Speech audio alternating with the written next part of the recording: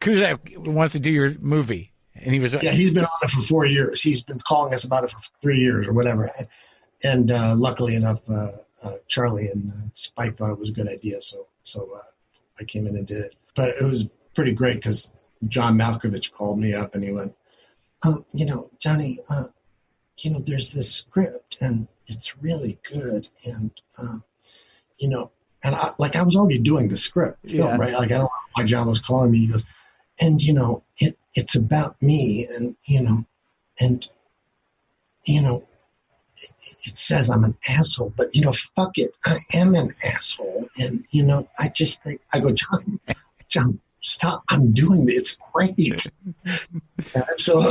And then we started talking about the script. The only things we thought of was in the script, his friend at the end was Kevin Bacon. Mm. When he calls a celebrity friend. Right.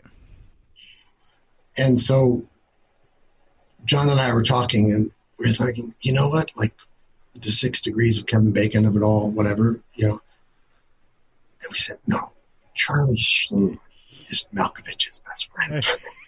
He had just given the most incendiary interview, and he was, and it was, and John just couldn't stop laughing at the thought that the Malkovich and being John Malkovich in his time of buddies with Charlie would call on Charlie. Yeah. And then, so we pitched that idea to Charlie and Spike, and they liked it. And I think Kevin Bacon wasn't available or didn't want to do it. So it worked out.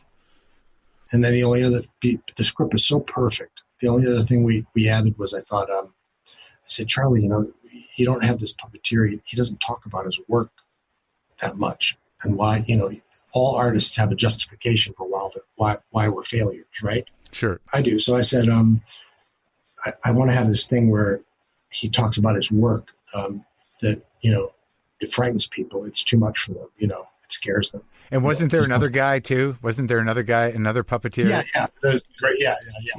So I said, that his work is too provocative. We put a line. Yeah, those two. It's yeah. So that was sort of, you kind of came up with that. You guys thought that through. Yeah, just I ripped with Charlie a little bit. I just thought it would be good for Craig to sort of give a justification for what his work means to him. Did you ever feel like that though yourself? Did you ever feel like a failure? Yeah, I mean, I think that I don't know how you feel about it, but like, I'm not one to talk about my past much because when I do it, I probably don't sound particularly coherent. But I always feel like I almost did something once that was good. You feel that now? Yeah, like I remember I almost did that one thing and it had a pulse. It was pretty good, but not quite. I almost, yeah. So you're driven by that kind of like, you're never quite as good as you think you should be.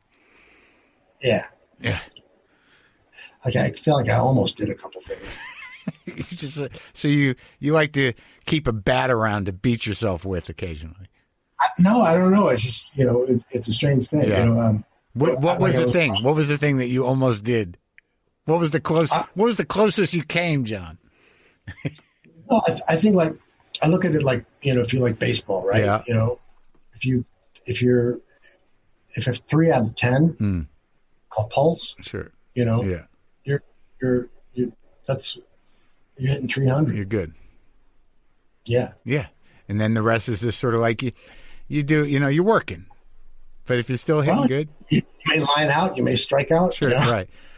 Here's a question for you. Paul Scheer was talking to Danny Trejo on his podcast about Con Air, I guess. What a great guy Danny Trejo is. No, I know. I worked with him.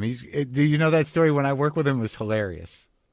Where did you? He did an episode of my show, of Marin on IFC, and he played a newcomer who had just gotten out of prison, and I was playing his sponsor. It was crazy. But he said this.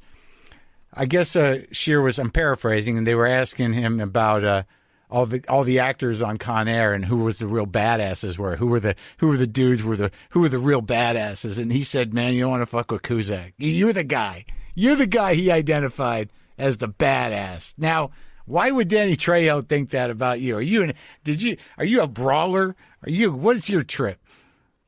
No, the thing is Danny Trejo is very tight with Benny the Jet Urquidez, and Benny the Jet Urquidez is a 1% of 1% athlete in the world, and he's a kind of a martial arts grandmaster. And he started a Kidokan, and he was around, with the Gracie brothers. He was around. He was training. He did Jackie Chan, Bruce Lee era. So he was that guy in East LA. He's Basque and Blackfoot, Native American, but grew up in East LA, yeah. A fighting fan. And he's a martial arts grandmaster. And so when I did Say Anything, where I played a kickboxer, we shot in his gym, and then I studied under him, for 30 years in martial arts. And 30? I don't know if you remember, there's a scene in Grosse Pointe Blank where I fight a guy in the hallway, and then Mini Driver comes by and sees me, and I killed him with a pen that the guy had given me, right? Oh, yeah. But there's a fight with Benny Urquidez, and that's Benny the Jet, and he was a kickboxing champion, 68-0, and he had fought all around the world. He'd beaten every Chinese, every Thai, every Japanese people. They started schools. They built schools to just create a champion to beat Benny. Right. He also did a film. He did a bunch of early films with Jackie Chan. One's called Meals on Wheels, and another one where it was the first time that the two actors would do the stunts, and the fights were like Buster Keaton stuff. Really inventive, really comical, but like really violent. And the kicks were the kicks, the headshots were the headshots, and they were fighting. So I sort of emulated that in the Grosse Pointe fight with Benny. So I think Danny knew that I was training with Benny, and he'd seen me train, and he'd seen me spar, and I used to go to Smokers and do stuff like that. But just to show you that I'm not a complete asshole, when we shot the scene in Grosse Pointe Blank, right, our other producer said, "Well, we're going to need 2 or 3 days to shoot this." I said, No, we'll do 3 cameras, no stuntmen. Don't worry, it'll be fine, because I'd sparred thousands of rounds with Benny. Yeah.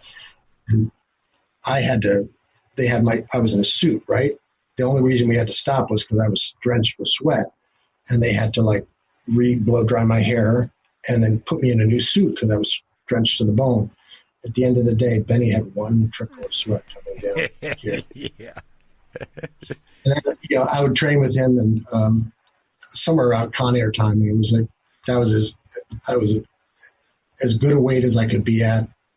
I was ready to fight, all that stuff, 195 pounds. And I'd spar with Benny. And with Benny, at first, when you first start sparring with him, he's wearing gloves, but you can't touch him. And then after a few years, if you get him to wear a mouth guard, that means you've gotten to another level. And then a few years later, I finally got him to wear headgear. And I remember we'd sparred thousands of rounds, and he kicked the shit out of me forever. But at one point I slipped, and I hit him with the best right hand I can hit him with, like Joe Frazier's left hook that dropped Ali. That was the best I had. It was the perfect punch. And I remember hitting him, and he just looked at me, and he smiled, and his eyes got wide. It was like, that was great. I felt that all the way down. And I was like, oh my God, this guy's on another level, man. I felt it all the way down. He was so happy for me. He's been a very special person in my life. I trained with him for 30 years. Is he around so still? Yeah. He's in LA. I'm not in LA, but I had opportunity to take him. I got a phone call to go do this Jackie Chan movie, where they say, "Do you want to go do a martial arts movie in China with Jackie Chan in the Gobi Desert?"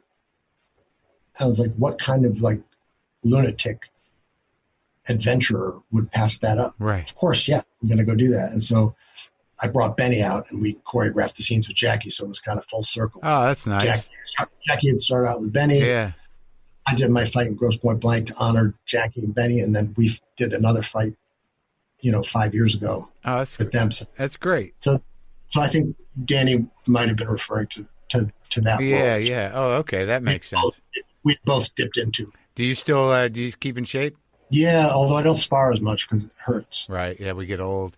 And like, how often do you take jobs that are just sort of like, fuck it, I want to go to that place and hang out? How often do you do? Is that a reason? Sometimes if you take whatever jobs you can get. If you can get a great job, you take it. Right. And sometimes you take a job for money, and right. then you use that money to go do something else. But you keep working. Keep working, but the Jackie, there's not that many. But if there's some, if it's such a crazy adventure like that, you just have to do it. Sure, man. And and you're working with guys you respect and guys you have a good time with, and that's like, what's better than that? Yeah, and also over in China, Jackie Chan's kind of like he's cross between like Elvis, Charlie Chaplin, and I don't know, Evel Knievel or something. Yeah, same with Trejo in my old neighborhood in Highland Park. We were driving around shooting in Highland Park, and there were kids coming to the windows going, "Machete! Machete!" It's crazy, man. Danny's literally one of the sweetest, warmest human beings that has ever been around. For sure. Solid guy, too. Real recovery wizard, decent human being, shows up for people. I liked working with him. I wish I'd spent more time with him. I've never really interviewed him because I think he's one of those guys where, as much as I like him, like he tells his story probably every week at the secret society, right? So like it's a polished kind of process. And I wouldn't mind doing, maybe I will. But it was good talking to you, man. Yeah, you too, man. Thanks for having me. What have you been doing with your time during this fucking quarantine business? Playing the guitar? Playing the guitar. I've been reading a lot, but also just like I've been watching a lot of old movies. Catching up. I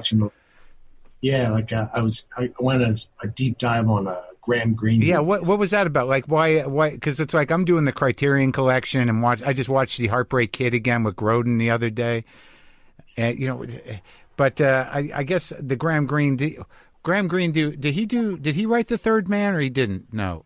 No. I think it was. Yeah, it was. I think he wrote that. Carol Reed directed it, right. And I think he was either the story or for it.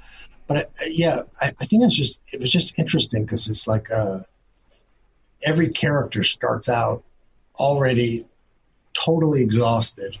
They totally know the score, and they totally know that both communism and capitalism have betrayed everything that they set out to do, and that it's a complete disaster, and they're just trying to survive. And so you're preparing. No, I guess so. But I just thought it's interesting, like even in the 70s and 80s, that was there. And now, we live in a climate where the Democrats and the Republicans that are basically a death cult at this point, literally they pretend like they haven't seen those Ken Burns documentaries. Yeah. I was like, like all the mainstream guys are on that. Doris Kearns Goodwin and John Meacham, right? The FDR, the New Deal stuff. Mm-hmm. Like that Ken Burns documentary, you can't pretend like you haven't seen that. Right. Like, gotta get people health care. Right. Gotta get people a wage. Yep.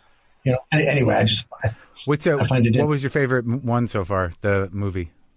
I watched this cool Richard Burton one called Coming In From the Cold. That was good. I thought so. I got to watch some of those. I don't know. I don't watch a lot of British stuff. I just watched that Bob Hoskins movie, the Long Good Friday, that modern gangster pick. Because I interviewed Helen Mirren, and I was just like, I'd watch that when I saw it at one of those theaters we were talking about when I was in high school. It premiered in one of the art theaters.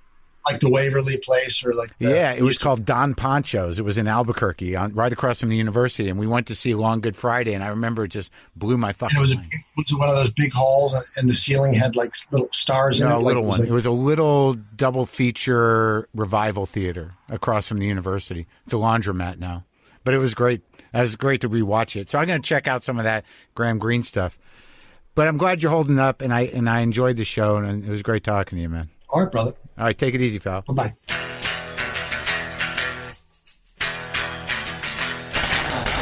That was me and John Cusack.